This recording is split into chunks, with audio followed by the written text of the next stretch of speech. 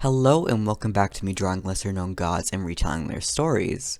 After a long hiatus, I wanted to welcome this little series back by doing a video on something I've gotten so many requests for, Harmonia, the Greek goddess of concord and harmony.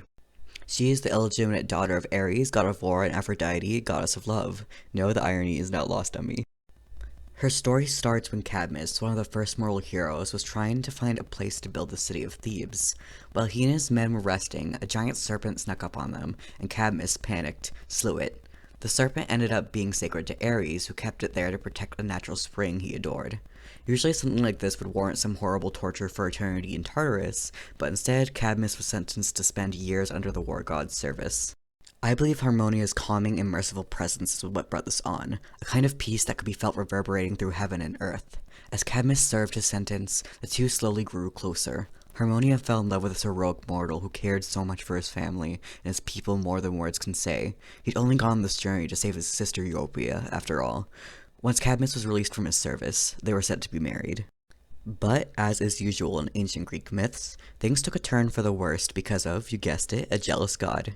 Hephaestus, scorned by his wife Aphrodite's disloyalty, disguised himself and gave Harmonia a cursed pendant as a wedding gift. From then on, their blood was tainted and the fates turned against every person with it.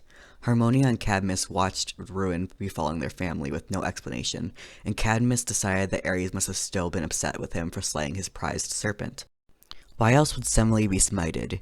Ino driven to jump into the sea with her firstborn, Autonoe be devoured by his own hounds, and Agave forced to unknowingly kill her own son. Harmonia was sure her father would never do this to his own blood, despite his violent nature, and attempted to comfort her husband even through her own grief, but Cadmus was convinced.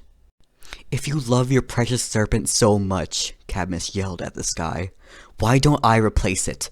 And so, he was turned into a serpent. Losing her husband after all the tragedy she witnessed was Harmonia's breaking point. She wrapped Cadmus around herself and begged to be turned with him, but at first the gods would not listen to her plea. They could lose mortals, they died all the time, but not her. Never her. It was only when she was crying, drunk on wine and laying in the grass, tears and dirt covering her skin and masking her once divine glow, that they couldn't stand to ignore her begging any longer. They turned her into a black serpent alongside Cadmus. The husband and wife quarreled around one another and stayed like that until they were carried back to the heavens. This is why snakes wrap around each other while they mate, following in the footsteps of the goddess and the hero.